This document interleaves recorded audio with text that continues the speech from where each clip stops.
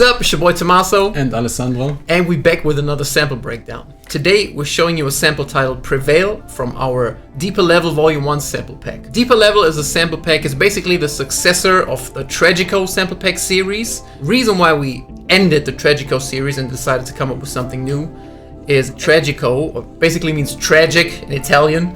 It's a little bit on the darker side. It's like sad samples, slightly twisted stuff and spooky things. And when you do that type of stuff, obviously you want the artwork of those packs to match the vibe of the music. However, when you post that stuff, usually sites like Facebook and Instagram, they tend to not show that stuff to a lot of people. You know, they want like uplifting and colorful and happy things.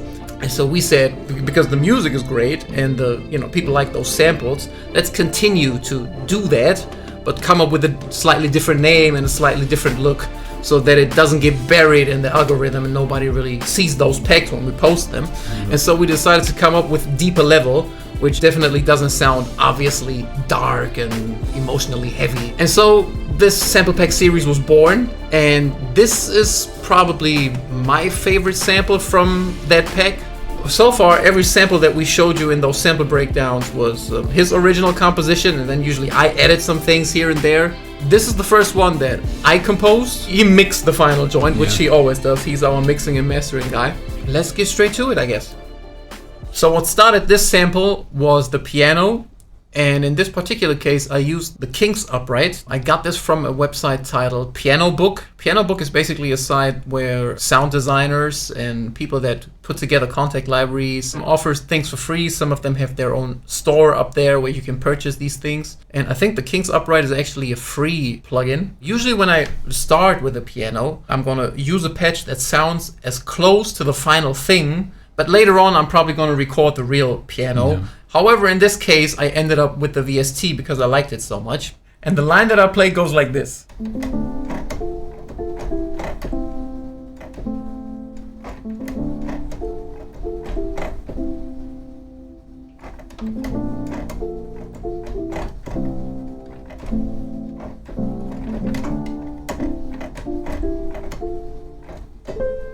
As far as editing goes, you can see it's just a compressor. I used the UAD Fairchild 67 compressor.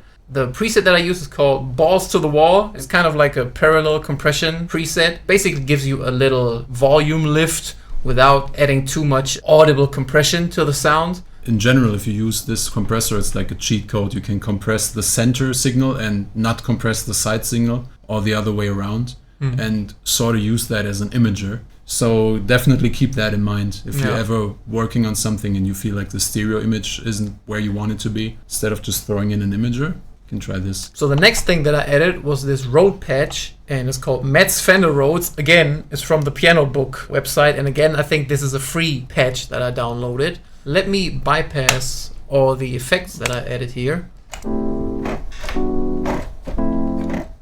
Nice dry Rhodes sound. Very cool Rhodes patch. However, I wanted to use this as a layer. It plays basically the exact same thing that the piano is playing, and I wanted to give it a bit of an 80s feel. So this is where all these plugins come in. So let's go one by one. The first thing that I added was Springs Reverb by AudioThing, and I used the init patch. I kept 100% of the dry signal and then just added the wet signal, which is the spring reverb to taste. And in this case, I ended up around minus 20 dB, and I also left a little bit of the noise in it, which is like a background hiss that's happening. Next thing I used was this Bitron Phaser by Arturia. This is just a preset that I used, clean guitar space. Didn't mess with any of the parameters, just used the preset and kept it as it is. Next thing was this Tremolator by a company called Soundtoys. The preset is called Dan Electro. Only thing that I did right here is adjusted the tempo to fit the tempo of the session. Then next was the chorus, and again I just used the default preset. So I just threw this on and kept it as it is. So next thing is RC20, and I used the Vinyl 1 preset, but I know the preset has all the parameters switched on, so in this case I switched a few of them off, the noise for example, and I just kept the wobble at 10% and used a bit of the tube distortion and the magnetic setting. Next, a little bit of EQ, so I cut off all the high end, a little bit of surgical stuff here around 1900 and 900. Got rid of a little bit of the bass. In certain cases, the bass of the Rhodes is really cool, but in this case, I wanted to get rid of a little bit of that just to leave space for the actual bass that's coming in later. Next, we got the multiband compressor. The mids with the Rhodes is what's most audible. The more of those effects you add, usually you tend to bring out that stuff more. And then lastly, a compressor. And in this case, I used the T-Rex compressor, and I used a preset called AC Guitar Arpeggio. And that's that. Just by itself, it sounds like this.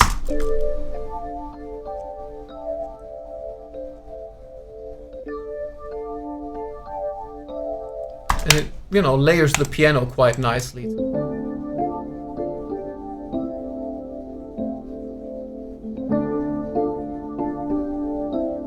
It gives it more of an 80s feel, really. Okay, so let's talk about the bass next. In this particular sample, we have 3 bass sounds. These 2, they always play together, so they are sort of treated as one bass sound. This one is a DX7 patch, and DX7 is a Arturia digital keyboard VST. Basically follows the root notes, and every time you have this little melody sequence in the piano, it follows that. So we've got some filtering going on here to get rid of those upper tine-like frequencies. And here we have an Arturia Mini Moog. It's the inflection preset. Obviously sounding very retro. A lot of the lead sounds I feel like in the Mini Moog, you can also use them as bass or the other way around. They always sound pretty nice. So let's take a listen to what these 2 sound together.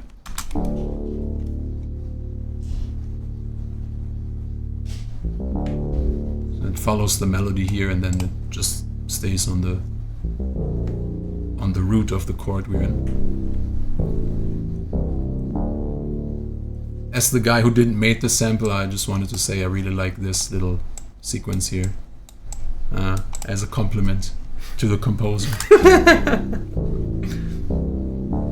And then we have the hook layer, and this is called Basso Profondo, and it's from the Tal Juno LX V2, so this is like a Juno synthesizer replica.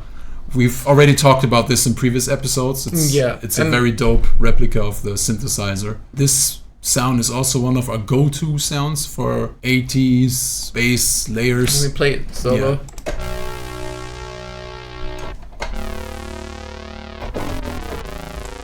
Well, let's just play everything together with the bass and the layer. Yeah.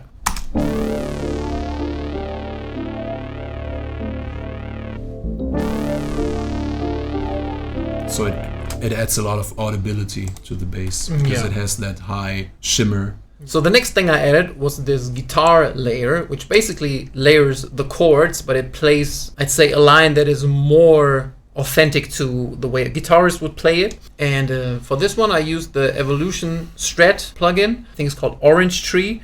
And they, produce a lot of dope guitar VSTs. The preset that I used is called Sandcastles. Only thing I added here is a chorus. In this case, I wasn't lazy and I at least chose a preset. It's called Deep Chorus, but I did leave it at 50%. And that sounds like this.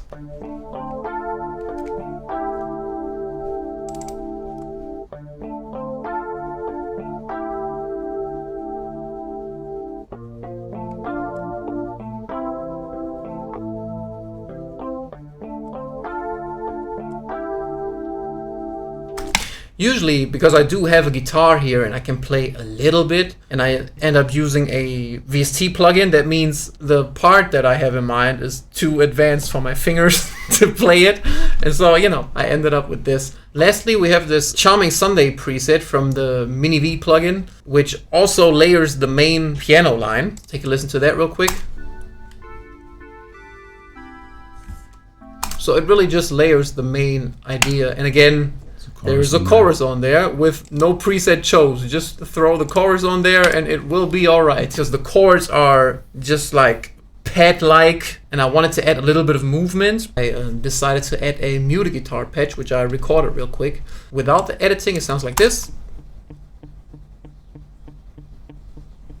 It's a very clean, basic muted guitar. And then with the editing, it sounds like this. So the first thing I added was this Amplitude 5 preset, which is called Clean 57 Dual Mic. If you record guitars on a regular basis, I can definitely highly recommend this. Next thing is the Valhalla Vintage Verb, one of our go-tos. Bumped up the pre-delay quite a bit here, and the mix is also rather high. But again, this is supposed to have an 80s feel, so a lot of those things have a little bit more reverb than you would add to like a contemporary composition. Lastly, another chorus plugin. This time is the Chorus Dimension D, also by Arturia, and I used the Guitar Strum Enhancer. We were just joking about this earlier. Like I said, the other compositions that we showed you are all composed by him. And when I opened up the session and looked through the stuff that I composed and the plugins that I used, I noticed that I used the exact same chorus and the exact same preset that he used in the last composition that we showed you. So at this point, this is what we have so far.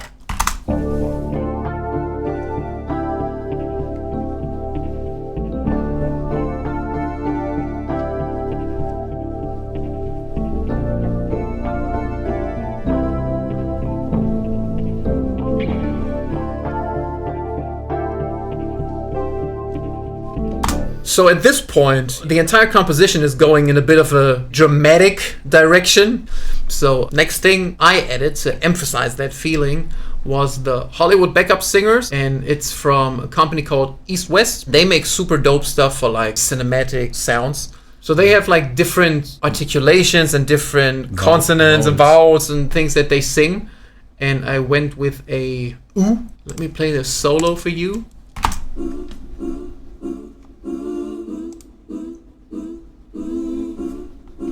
It just follows the chords, and at the end it goes up so that it's sounds even more dramatic. It sings a different inversion basically, and you can tell it sounds slightly artificial here and there because the attack of the sound is always the same. This gets masked a bit by the rest of the instrumentation. Let me play that for you.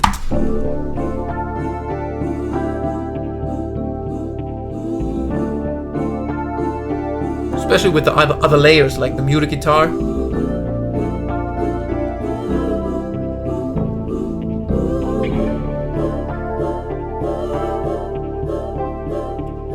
And notice how the guitar and the choir patch really make you start to like nod your head, because if you take those two out,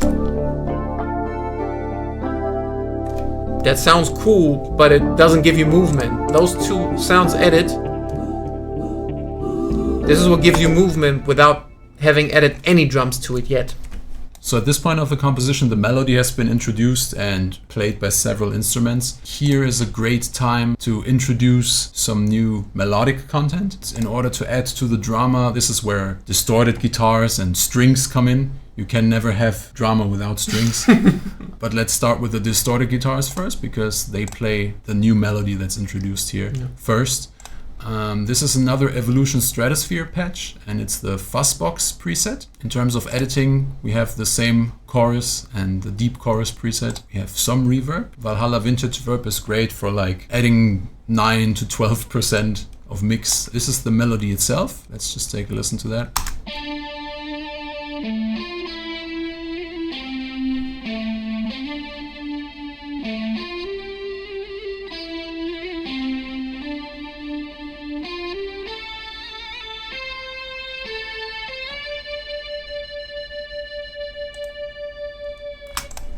Later on we have another guitar playing the harmony to this.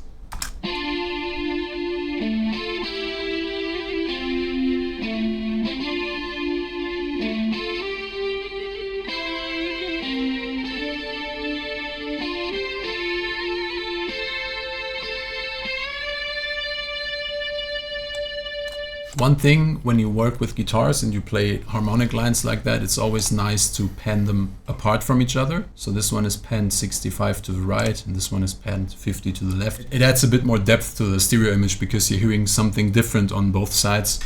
And here where the chorus comes in, we have strings layering the melody. This is Hollywood Fantasy Strings library, also from East West. So if we go to the libraries we have, and then we go to probably violins, long, we have the high strings octave, just plays the same melody.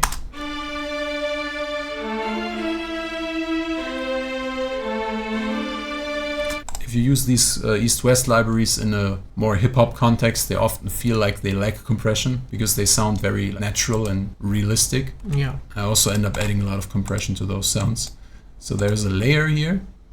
Oh, it's not a layer, it's also playing the harmony.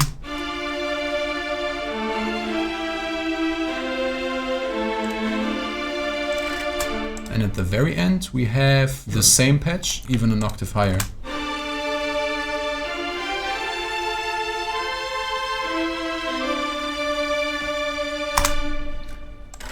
And at the very end, we have staccato strings playing in low octaves, adding to the movement of the composition.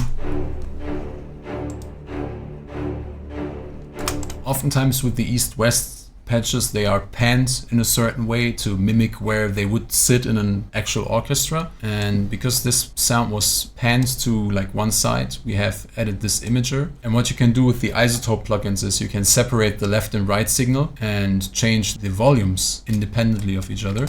Here the right side is amplified by 1.5 decibels in order to balance out the stereo signal. And so there's actually one thing that I added here, which is not a new instrument, but a variation of the string line. Plays like a dramatic line building up to the climax of the next chorus, basically. So that sounds like this.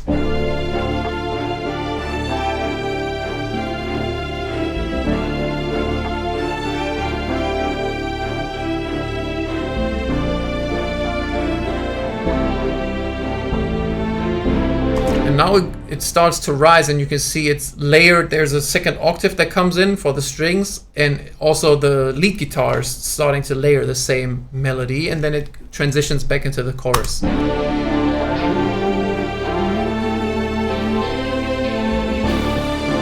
then we're back here. So now we're in the session that actually has his mixing and mastering edits on it. So let me play you like the full beat with drums and everything.